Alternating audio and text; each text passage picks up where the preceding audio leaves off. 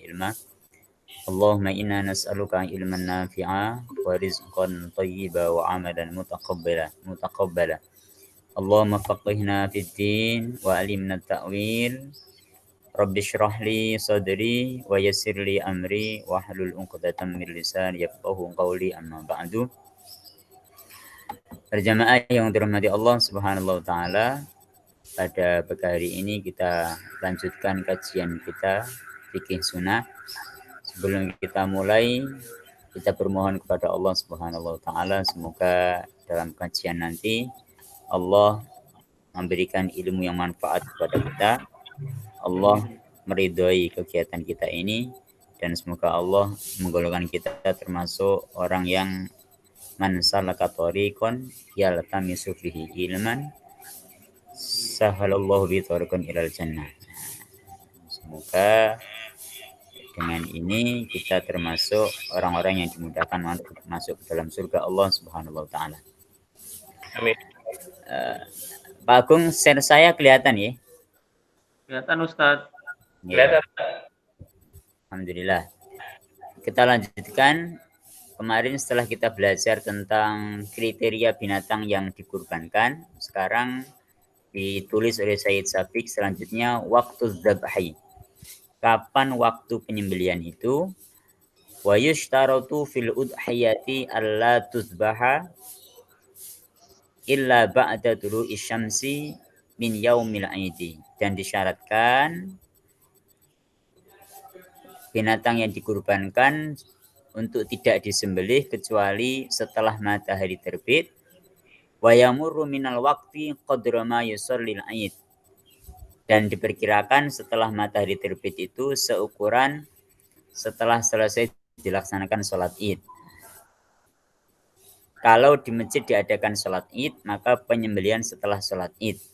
Tapi jikalau kurban itu disembelih di rumah dan keluarga yang di rumah itu masalan tidak mendatangi sholat id, maka diperkirakan waktu kalau orang di masjid itu sudah selesai sholat id atau orang di lapangan sudah selesai sholat id. Wa yasihu dzabhuha ba'da dzalika fi ayyi yaumin minal ayyam, dan sah menyembelihnya setelah sholat id tersebut di hari manapun dari hari-hari yang 3 itu, fi lailin aw naharin, baik malam maupun siang. Kalau pas tanggal 10 harus selesai sholat id. Tapi kalau tanggal 11, 12, 13 bulan Dzulhijjah disembelih malam pun boleh, siang pun juga boleh. Wa yakhrujul waqtu bi qidai hadhil ayam, dan waktu penyembelihan sudah selesai dengan selesainya hari tersebut, ya tanggal 10, 11, 12 dan 13. Misalan Idul Adha yang akan datang ini insya Allah kan tanggal 10-nya itu hari Jumat. Jikalau mungkin ada panitia yang memutuskan wis kurbannya nanti disembelih hari Sabtu misalnya, tidak hari Jumat, maka ketika kalau disembelih hari Sabtu tanggal 11 Dzulhijjah, maka boleh penyembelihan dimulai sebelum atau setelah subuh misalnya, untuk mengejar waktu biar pagi selesai disembelih sebelum subuh atau setelah subuh boleh. Tapi kalau tanggal 10-nya tidak boleh kecuali setelah sholat id. Tapi kalau di tanggal 11-nya boleh walaupun malam maupun siang hari. Fa'anil Barra radhiyallahu ta'ala anin Nabi sallallahu alaihi wasallam qala inna awwala ma nabda'u bihi fi yaumina hadza an nusalliya. Sesungguhnya pertama kali yang kita lakukan di hari kita ini, yaitu tanggal 10 bulan Dzulhijjah, adalah an nusalliya. Kita melaksanakan sholat id. Summa narji'a, kemudian kita pulang. Fanan hara, kemudian kita menyembelih binatang kurban. Summa narji'a di sini menggambarkan bahwasanya proses kurban di masa Rasulullah Shallallahu Alaihi Wasallam itu belum terkenal panitia kurban, belum ada. Jadi kurbannya itu disembelih masing-masing di rumah. Setelah sholat dengan Rasulullah di lapangan, masing-masing pulang di rumah kemudian menyembelih kurban masing-masing. Makanya dari ayat Idul Adha itu tidak dianjurkan seseorang makan kecuali makan pagi kecuali makan dari daging binatang yang dikurbankan. Kalau sholat Idul Fitri, sebelum berangkat sholat Id, kita disunahkan makan. Sebagai simbol kalau hari raya Id kita sudah tidak berpuasa. Tetapi kalau Idul Adha, sebelum berangkat kita tidak dianjurkan makan, tetapi dianjurkan makanan yang kita makan pertama kali nanti adalah dari binatang yang kita kurbankan itu. Karena prakteknya masa Rasulullah, masing-masing orang menyembelih di rumah. Jadi kalau proses penyembelihan tak pengulitan, kalau dilaksanakan di rumah masing-masing mungkin setengah jam selesai. Tapi karena sekarang proses ada panitia, kadangkala selesainya sampai zuhur, nah mungkin sunnah memakan daging binatang kurban pertama kali di hari itu tidak bisa kita laksanakan untuk di hari masa-masa sekarang ini. Karena sekarang trennya kan disembelih di masjid. Kalau Rasulullah dahulu, masa dahulu disembelih di rumah masing-masing. Faman fa'ala dzalika faqad asaba sunnatana, siapa yang melakukan itu yaitu menyembelih setelah sholat Id, maka dia telah melaksanakan sunnah kami. Wa man dzabaha qablu, dan siapa yang menyembelih sebelum sholat Id, fa innama huwa lahmun qadamau li ahli, maka itu hanya daging yang dia persembahkan untuk keluarganya, walaysa minan nusuki, dan tidak termasuk daripada ibadah kurban. Fi syai'in, sedikit pun. Jadi kalau ada orang menyembelih hewan kurbannya tanggal 10 itu sebelum sholat Id, maka tidak sah kurbannya, sedikit pun tidak dapat pahala kurban, hanya bernilai hidangan untuk keluarga saja. Hadis yang lain Rasul mengatakan, man sholla sholatana, siapa yang sholat seperti sholat kita, sholat kami, wa wajaha qiblatana, dan menghadap kiblat kami, yaitu Masjidil Haram atau Ka'bah, wa nasaka nusukana, dan berkurban seperti kurban kami, fala yadbah hatta yusalliya, maka janganlah dia menyembelih sampai dia sholat Id. Rawah Asy-Syaikhani, diriwayatkan oleh Imam Bukhari Muslim. Rawas Asy-Syaikhani an Rasulullah sallallahu alaihi wasallam, Bukhari Muslim meriwayatkan dari Rasulullah, man dzabaha qabla shalah, siapa yang menyembelih setelah salat, fa inna ma yadbahu li nafsi, sesungguhnya dia hanya menyembelih untuk dirinya sendiri. Wa man dzabaha ba'da sholati wal khutbataini, dan siapa yang menyembelih setelah sholat dan 2 khutbah. Nah, dari hadis ini menggambarkan bahwasanya sholat Id pun khutbahnya juga 2 kali. Sebagaimana kita ketahui, sholat Id terjadi perbedaan ulama, ada yang khutbahnya sekali, ada yang khutbahnya 2 kali. Nah, di antara dasar yang digunakan oleh orang yang khutbahnya 2 kali hadis ini, barang siapa yang menyembelih setelah sholat wal khutbataini, dan setelah 2 khutbah, faqad atamma nusukahu, maka sungguh telah sempurna ibadah kurbannya, wa asaba sunnatal muslimin, dan dia telah melaksanakan sunnahnya orang-orang Islam. Jadi kalau di Nurul Jannah nggak tahu apakah khutbah sekali atau 2 kali, saya makmum aja. Kalau takmir khutbah dalam 2 kali. 2 kali ya, siap. 2 kali. Insya Allah kita 2 kali. Kalau cuma takmir mengatakan 1 kali, ya 1 kali, karena masing-masing ada dasarnya. Mantan itu waktu penyembelian. Kalau tanggal 10 harus setelah sholat Id. Kalau tanggal 11, 12, 13 boleh, malam hari pun boleh. Insyaallah dalam tahun ini kita tanggal 10 tadi. Kita tanggal 10 pas nih, langsung nih. Hari Jumat itu. Hari Jumat terus nyembelih. Nggih. Nah, ketika penyembelihan dilaksanakan hari Jumat, nanti ketika kita bahas tentang masalah sholat Id, memang ada keterangan jikalau sudah melaksanakan sholat Id, maka sudah tidak wajib melaksanakan sholat Jum'ah. Nah, tetapi keterangan ini ulama menyikapinya berbeda-beda. Ada yang menyikapi sami'na wa ata'na, artinya ketika pernah dilaksanakan di masa Rasulullah ya kita terima. Seandainya ada takmir yang memutuskan karena sudah sholat Id maka masjid tidak mengadakan sholat Jum'ah masalan, boleh, ada dasarnya. Tetapi ada pula yang merinci, mentafsir Pada masa Rasulullah dahulu, kenapa ketika setelah sholat id kok boleh tidak sholat Jum'ah? Karena para sahabat dahulu jarak rumah dari masjid ada yang jauh. Sehingga kalau bagi datang ke lapangan sholat id, kemudian dia pulang menyembelih binatang kurban, makan dengan keluarga, menikmati, kemudian capek, kok harus datang kembali ke masjid sholat Jumat, maka itu memberatkan. Nah, maka terjadi masyaqqah. Kaidah usul fiknya al-masyaqqatu tajribu taisir. Posisi sulit itu menarik kepada hukum dipermudah. Nah, sehingga ada sebagian ulama yang menolak jika masa sekarang ini masih mengamalkan syariat sudah sholat id tidak Jumatan. Ditolak kenapa? Karena rumah kita dengan masjid itu plek. Wis plek meneh, sehingga tidak ada alasan kita untuk tidak datang sholat Jum'ah. Sedangkan masa Rasulullah dahulu rumahnya adoh-adoh, sehingga kalau pagi habis dari lapangan sholat id, pulang menyembelih binatang kurban, capek, kesel, kok harus balik lagi Jumatan, itu memberatkan. Nah, itu pandangan ulama masalah jikalau sudah sholat id, apakah masih boleh wajib Jumatan atau tidak. Lanjut berikutnya, kifayatu udhiyatin wahidatin anil baitil wahid. Cukupnya kurban satu sembelihan untuk anil ahlil baiti.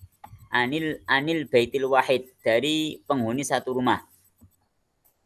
Idza dohal insanu bisyatin, ketika seorang manusia sudah berkurban dengan seekor kambing, minad do'ni, baik dari kambing gibas, awil ma'zi, atau kambing Jawa, adza'at anhu wa an ahli baitihi.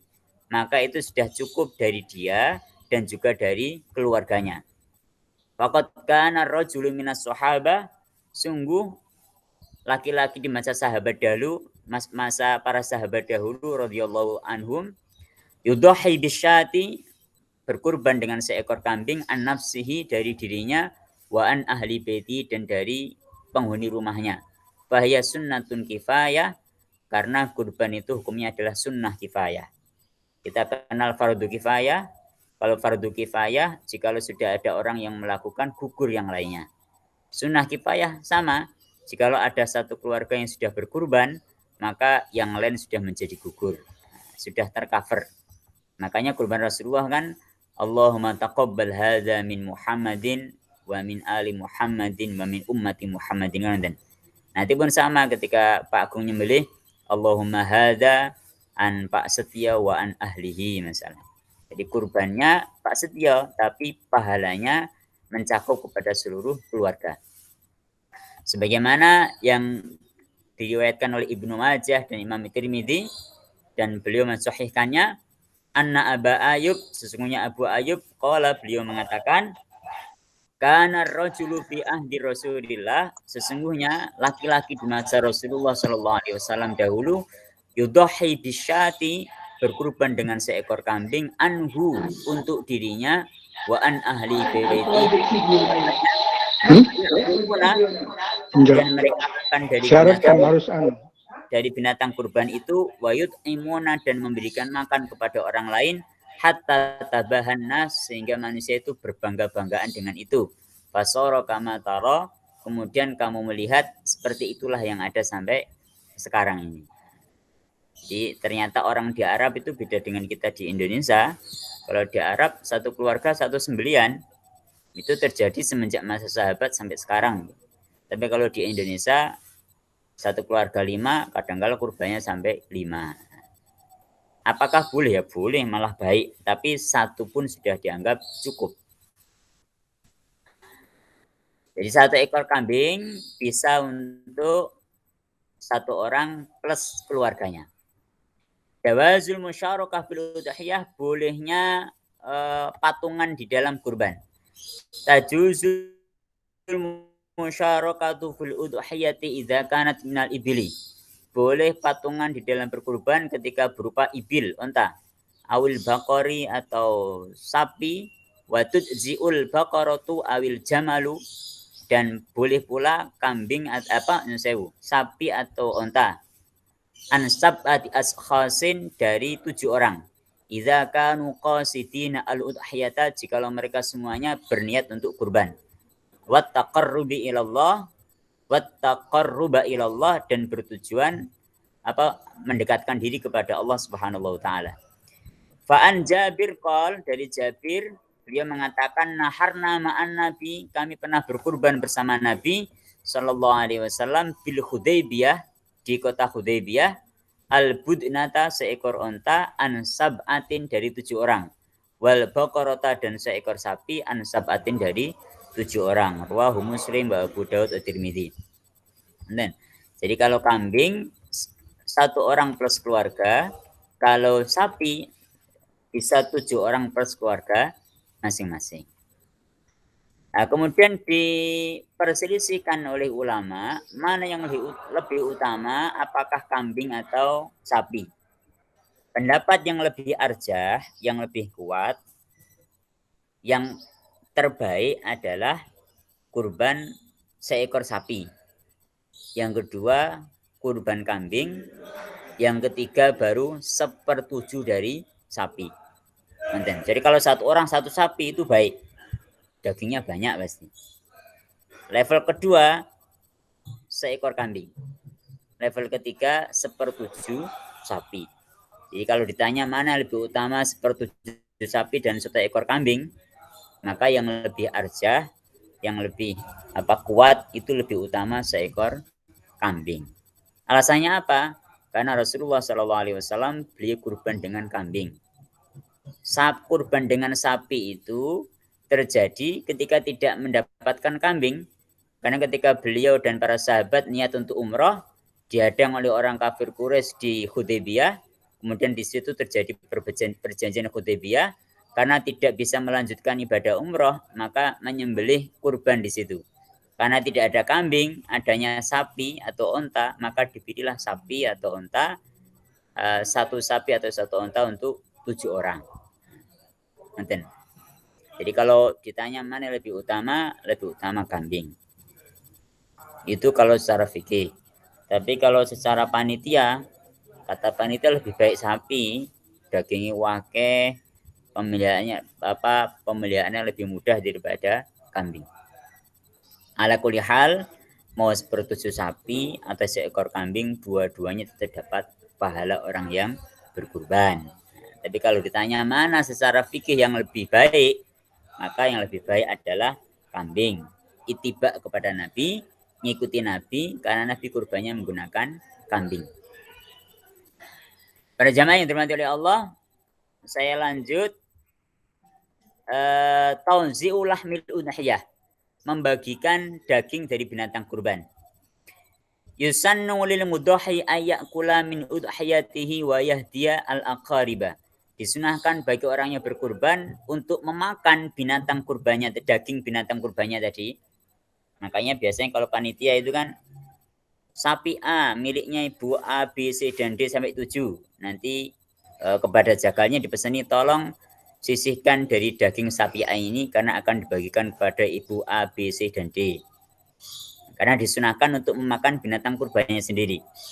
Wayah diyal aqariba, dan disunahkan menghadiahkan kepada sanak famili, kerabat-kerabatnya. Wa yatasaddaqu minha, dan disunahkan bersedekah alal fuqara'i, kepada fakir miskin.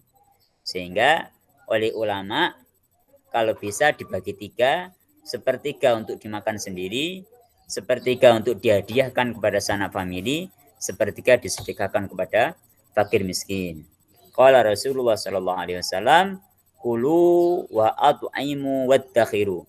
Kalian makanlah dan kalian berikan makan kepada orang lain dan kalian simpanlah. Kalau dahulu didendeng, dijemur, dikeringkan. Kalau sekarang ya di freezer.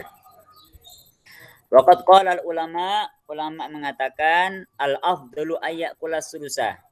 Yang lebih utama makan 1/3. Wa yatasaddaqu bis-sulusi, dan bersedekah dengan 1/3-nya. Wa yadakhiru sulusa, dan menyimpan 1/3-nya. Wa yajuzu naqluha walau ila baladin akhar, dan boleh memindahkan pendistribusian walaupun ke negeri lain. Wala yajuzu bai'uha wala bai'u jildiha, tidak diperbolehkan memperjualbelikan dagingnya dan juga memperjualbelikan kulitnya. Sebagaimana Hadis Rasulullah sallallahu alaihi wasallam wala yu'tal jazzaru min lahmiha, dan tidak boleh memberikan kepada jagal dari daging binatang yang dikurbankan syai'an sedikit pun ka'ajrin sebagai upah. Jadi kalau memberi jagal, kulit atau kepala tapi tidak sebagai upah boleh. Misalnya, Pak Jagal berapa ongkos menyembelih? 1 juta. Bayar 1 juta. Tapi pulang masih dikasih kepala, dikasih kulit boleh. Karena kulit dan kepala bukan sebagai upah. Tapi kalau sejak awal sudah diakati Pak Jagal, nanti nyembelihnya ini saya kasih 400.000 plus kulit dan kepala. Berarti kulit dan kepala diakatkan sebagai upah, itu tidak boleh. Walahu ayyukafi'ahu nadhiru amalihi, dan bagi jagal itu berhak mendapatkan upah sesuai dengan amalnya, sesuai dengan usahanya. Artinya kalau jagal sapi 5 per sapi 1 juta berarti dapat 5 juta, itu hak dia. Hak dia. Nah, nanti setelah itu boleh dikasih daging. Tapi kalau daging atau kulit itu masuk akad sebagai upah, maka tidak boleh. Sama dengan memperjualbelikannya. Wa innama yatasaddaqu bihil mudahhi aw yattakhidhu minhu ma yantafi'u bihi. Boleh disedekahkan atau boleh digunakan sesuatu yang manfaat. Misalnya kulitnya diambil digunakan untuk jaket, itu boleh. Atau kulitnya diambil, insyaallah kalau sebagian masjid digunakan untuk beduk, masalah masjid-masjid NU boleh. Dimanfaatkan boleh. Dimakan boleh. Nah, yang tidak boleh diperjualbelikan. Wa inda Abi Hanifah, tetapi menurut Abu Hanifah, annahu yajuzu bai'u jildiha, boleh menjual kulitnya, wa yatasaddaqu bisamanihi, dan bersedekah dengan uang hasil penjualannya, wa ayyashtariya bi'ainihi ma yantafi'u bihi fil baiti, atau dan membelikan dari uang tadi, dengan dari uang jual kulit tadi, segala sesuatu yang bermanfaat di rumah. Misalnya kulitnya dijual untuk dibelikan rice cooker, dibelikan perabotan rumah, itu boleh menurut Imam Abu Hanifah. Jadi kalau dijual, uangnya disedekahkan, bukan dijual uangnya untuk upah jagal, itu enggak boleh. Kalau dijual uangnya untuk upah jagal, sama dengan memperjualbelikan, hukumnya adalah haram. Terakhir, al-mudahhiyat bahu binafsihi. Terakhir, dianjurkan kalau bisa orang yang berkurban itu nyembelih sendiri. Yusannu liman yuhsinu dzabha ayat baha udhiyatahu biyadihi. Disunahkan bagi orang yang mampu menyembelih untuk menyembelih kurbannya dengan tangan sendiri. Wa yaqul, dan dia membaca ketika menyembelih, Bismillahi wallahu akbar, Allahumma hadza an fulanin, sebutkan nama, kalau sendiri ya an nafsi. Kalau Rasulullah SAW dia mengatakan Bismillahi Allah wallahu akbar, Allahumma hadza anni wa an man lam yudakhi min ummati. Dengan menyebut nama Allah, dan Allah itu maha besar, ya Allah ini kurbanku dan orang yang tidak berkurban dari umatku. Jadi bismillahi wallahu akbar, Allahumma hadza anni wa an man lam yudakhi min ummati. Kalau kita sendiri, bismillahi Allahu akbar, Allahumma hadza anni wa an ahli baiti, misalnya. Atau bismillahi Allahu akbar, Allahumma taqabbal hadza minni wa an ahli baiti, boleh. Kalau mudenya misalnya bismillahi wallahu akbar, Allahumma hadza an pak siapa wa ahli baitihi, kemudian digarok. Tetapi fa'in kana la yuhsinu dzabha, jikalau dia termasuk orang yang tidak bisa menyembelih, fal yashhadhu wa yahdurahu, hendaknya dia menyaksikan dan menghadiri. Nah, misalnya saya tidak berani menyembelih, nanti kurban yang menyembelih Pak Agung, disunahkan saya untuk datang dan menyaksikan. Fa'inna Nabiya sallallahu alaihi wasallam, Nabi pernah bersabda li Fatimah, kepada Sayyidatina Fatimah, ya Fatimah, wa Fatimah, qumi, berdirilah, fashhadi, saksikanlah udhiyataki, ini kurbanmu, fa innahu yughfaru laki inda awwali qatratin min damia, sesungguhnya diampuni bagimu semenjak tetesan pertama dari darahnya, kullu dzambin amilathu, seluruh dosa yang pernah kullu dzambin amilathu, seluruh dosa yang pernah kamu lakukan. Waquli, dan kamu ucapkanlah, inna sholati wa nusuki wa mahyaya wa mamati lillahi rabbil alamin. Ketika kita menyaksikan penyembelihan, kita dianjurkan mengucapkan inna sholati wa nusuki wa mahyaya wa mamati lillahi rabbil alamin la syarika lahu wa bidzalika amartu ana awwalul muslimin. Saya enggak bisa nyembelih, tak wakilkan ke Pak Agung. Ketika disembelih, saya datang menyaksikan, saya membaca inna sholati, sesungguhnya salatku, wa nusuki, dan kurbanku, wa mahyaya, dan matiku, dan hidupku, wa mamati, dan matiku, lillahi rabbil alamin, untuk Allah Tuhan alam semesta, la syarika lahu, tidak ada sekutu baginya, wa bidzalika amirtu, dan untuk itu aku diperintah, wa ana awwalul muslimin, dan aku termasuk pertama dari orang-orang yang berserah diri kepada Allah Subhanahu wa taala. Faqal ahadun minas sahabah, salah seorang sahabat berkata, ya Rasulullah, hai Rasulullah, hadza laka wa li ahli baitika khassah aw lil muslimina amah? Apakah ini hanya untukmu dan keluargamu atau seluruh orang muslim? Qala Rasul mengatakan, balil muslimina amah, bahkan untuk seluruh orang Islam semuanya. Artinya disunahkan siapapun yang berkurban dan dia tidak bisa menyembelih sendiri, minimal untuk datang menyaksikan penyembelihan. Ketika kurbannya disembelih, dia mengucapkan inna sholati wa nusuki wa mahyaya wa mamati lillahi rabbil alamin la syarika lahu wa bidzalika umirtu ana awwalul muslimin wallahu a'lam bishawab. Pak Agung, monggo kalau ada yang mau tanyakan, kalau ada sesi tanya jawab, monggo. Mohon bantuan untuk dijelaskan, Tat. Kalau misalnya dalam satu keluarga kita mau patungan sapi, tetap bertujuh, tetapi kontribusinya tidak sama, apakah itu diperbolehkan? Oke, siap. Masalah urunan sapi, tapi jumlah urunan nggak podo nih. Satu keluarga nih, nggih. Oke, satu keluarga. Apakah tetap diperbolehkan? Jawabannya, jikalau orang yang bayarnya lebih itu meniatkan kelebihannya disedekahkan kepada yang kurang. Masalah sapinya harga 7 juta. Seharusnya masing-masing bayar 1 juta, tapi ada yang tidak mampu cuma bayar 500.000. Maka yang bayar lebih dari 1 juta, niatkan disedekahkan kepada orang yang cuma bayar 500.000. Nah, biar dia kontribusinya nanti jadinya sama sepertujuh. Jadi terjadi sedekah silang. Saya kira nggak ada masalah. Jadi walaupun tidak diniatkan, tapi secara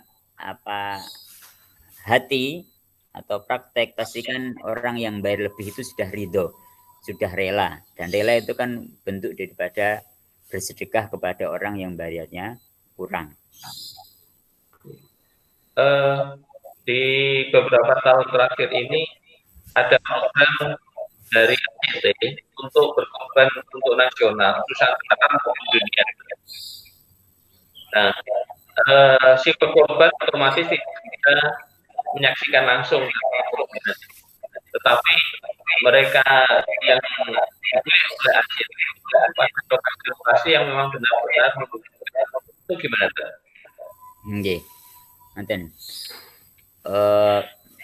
Menyaksikan tadi kan hukumnya cuma sunnah ya. Sunnah.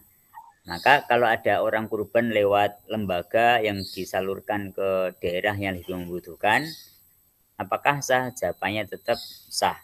Apakah baik? Ya malah baik. Karena kurban itu kan tujuannya adalah sedekah, berbagi, tausiah ke lapangan. Maka sedekah itu kepada orang yang membutuhkan kan lebih baik. Misalnya di perumahan kok wis akeh sapi ini, misalnya aku tak korban kampung misalnya, nggak apa-apa. Nanti ketika dia sudah transfer, maka mulai itu dia dapat pahala. Selanjutnya kalau ternyata kurbannya tidak ditunaikan dengan betul-betul, yang berdosa nanti, yang bertanggung jawab nanti adalah lembaga yang menyanggupi untuk menyalurkannya. Jadi monggo silahkan, mau lewat lembaga dikirim ke daerah silahkan, mau di perumahan silahkan, karena kesunahan melihat tadi, menyaksikan dan hadir itu hukumnya hanyalah sunnah. Adalah sunnah. Tetapi kalau di daerah kita masih kekurangan, lebih baik di daerah kita masing-masing. Tapi kalau daerah kita sudah berlebih, boleh silakan dikurbankan di lewat lembaga untuk disalurkan ke daerah yang pelosok. Dan Pak Agung, monggo yang lain.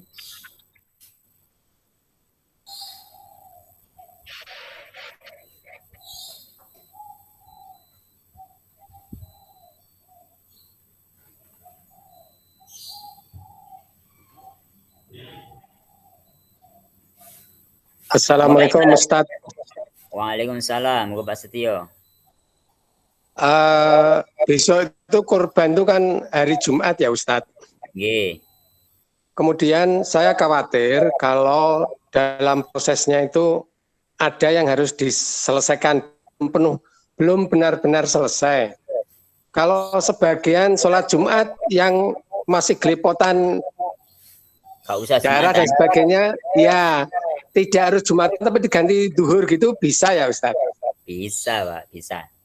Di Rasulullah itu beliau memperbolehkan orang yang sudah mendatangi sholat id untuk tidak Jumatan.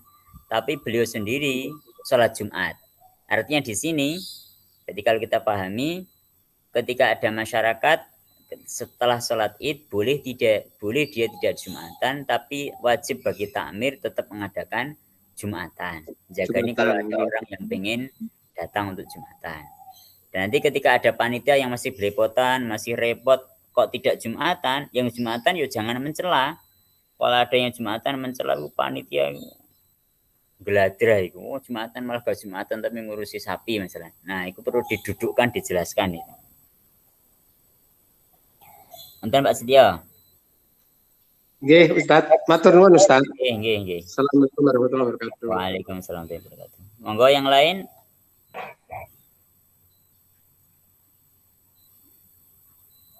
Assalamualaikum Pak Iman. Waalaikumsalam. Sehat ya? Alhamdulillah. Juga sehat. Alhamdulillah. Kapan Al Mukmin buka nih? Al Mukmin sudah dibuka sebetulnya. Sholat kajiannya berarti.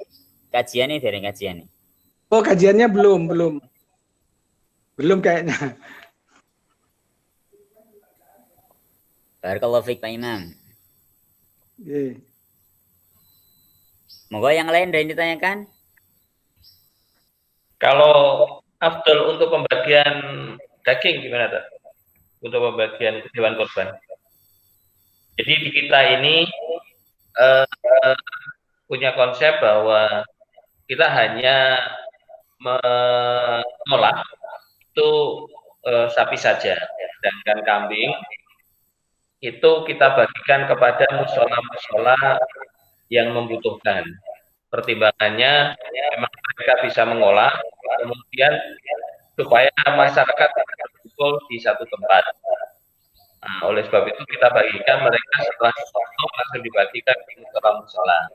Sedangkan daging sapi itu diutamakan seluruh warga Taman Pondok Jati 2 ini, baik muslim maupun non-muslim. Itu bagaimana, Pak? Iya, siap. Untuk kambing itu berarti disembelihnya di musola yang dikasih kambing ya, bukan disembelih di situ. Disembelih di Masjid Nurul Jannah. Tetap di Nurul Jannah. Ya, mereka ngambil ke sini dalam keadaan sudah terpotong, sudah disembelih. Tapi masih utuh sak kulit-kulitnya ya? Iya, masih utuh sama sekali. Nggih. Utuh, tidak kita kurangin apa-apa. Nggih, saya. Tapi nanti coba dikasih pengertian kepada yang nitip kurban bahwasanya seluruh binatang, seluruh kambingnya nanti setelah disembelih akan disalurkan utuh. Ya, mungkin kalau beliaunya misalnya pengen dapat sampilnya atau pengen dapat kepalanya, ya dipesankan kepada musola bersangkutan tolong nanti sambelnya dikirim ke alamat ini. Karena tadi kan ada kesunahan orang berkurban itu untuk memakan daging dari binatang yang dia kurbankan. Ya.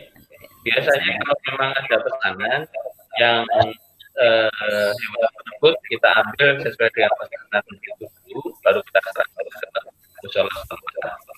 Gitu. Tapi kalau tidak ada pesanan itu utuh kita serahkan. Tapi rata-rata jarang kambing. Jarang ya. Iya, jarang. Iya. Saya nih saya mungkin Pak Imam bisa diadopsi Pak Imam. Jadi biar masjidnya itu gak terlalu kotor jeruan kambing. Kambing akan diserahkan kepada musola-musola sekitar. Masjid cuma ngelola sapi. Saya kalau di tempat saya ini tetap digorok di sini semua, dulang sini semua cuma untuk jeruan. Langsung kita suruh ngambil orang yang mau. Jadi nggak dibuka di sini. Dulu pernah dibuka di sini kotor semua akhirnya. Akhirnya sekarang jeruan kambing, jeruan sapi itu sopo sing gelem silakan diambil. Dagingnya nanti yang kita bungkus dengan kresek untuk dibagikan. Kalau saya Masjid Nurul Jannah ini untuk sebelumnya, tahun-tahun sebelumnya kita antar ke makam rangka. Di sana itu ada satu RW yang tidak ada berkorban dan mereka sangat senang sekali untuk menerima itu. Tapi untuk tahun ini kita tawarkan kepada musola-musola yang akan itu untuk mereka mengolah itu.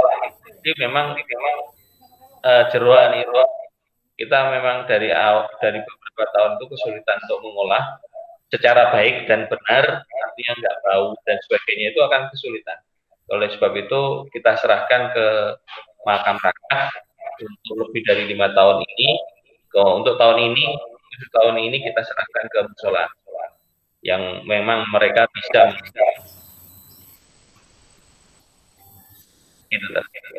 Iya, alhamdulillah. Saya. Monggo, ada yang ditayangkan lagi? Nah, ini kalau jenengan meresani background saya ini lagi online di kedai amal Masjid Baitur Rahman. Jadi ngimami di sini, setelah kultum saya ngaji di sini.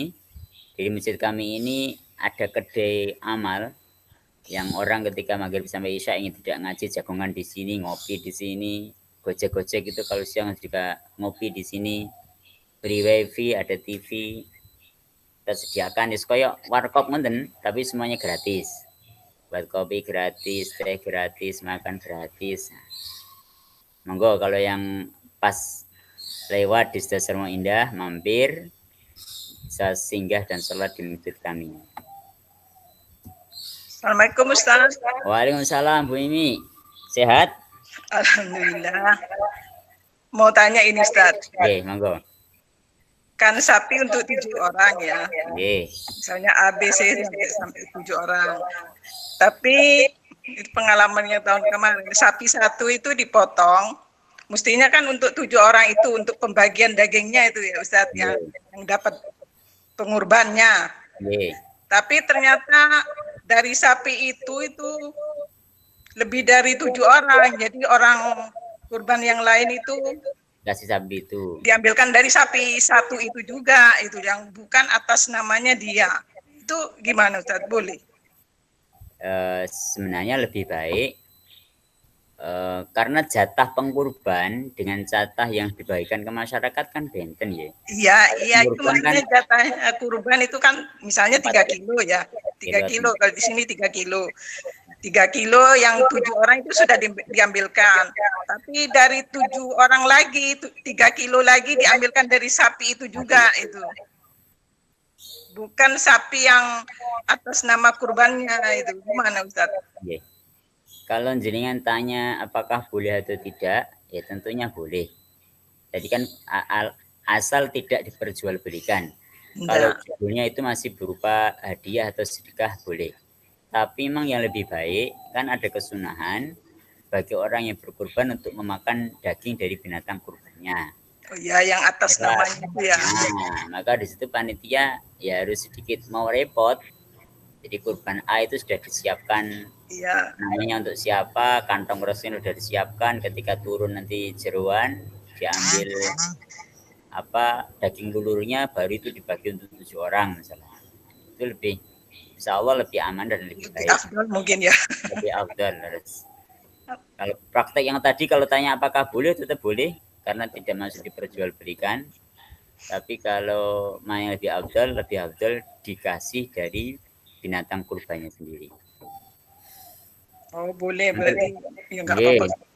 Misalnya kurban kambing Ustaz, yang kurban kambing itu nggak suka kambing ya, kan katanya lebih afdal kambing ya tadi Ustaz bilang. Tapi minta sapi itu boleh juga. Ya itulah orang sekarang itu. Ya judulnya tetap boleh, silakan dikasih, tapi ya sesuai dengan bagian masyarakat pada umumnya. Kalau masyarakat timbangannya misalnya sekilo per orang dapat sekilo, ya dikasih sekilo, jangan dikasih sampai 3 kilo ya. Kayak 3. Oke. Sampai 3 kilo nanti akhirnya menjadikan rame dan fitnah di masyarakat, iri yang lain, besok-besok wakil kabeh kurban kambing ya loh, sapi. Tidak sapi. Iya, harganya kan juga lebih mahal patungan sapi, Ustaz. Iya. Ya udah, matur suwun Ustaz. Yang lain? Nggih. Assalamualaikum. Waalaikumsalam warahmatullahi wabarakatuh.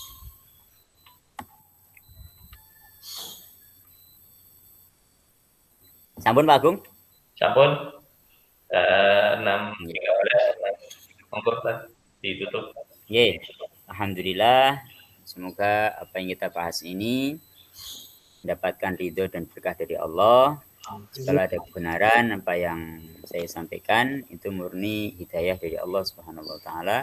Jika ada kesalahan, semoga Allah memaafkan dan mengampuni saya dan juga memaafkan dan mengampuni jenengan semuanya. Amin. Kita akhiri doa kafaratul majelis.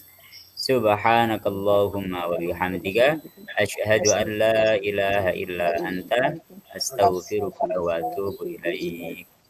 Assalamualaikum warahmatullahi wabarakatuh. Waalaikumsalam warahmatullahi wabarakatuh.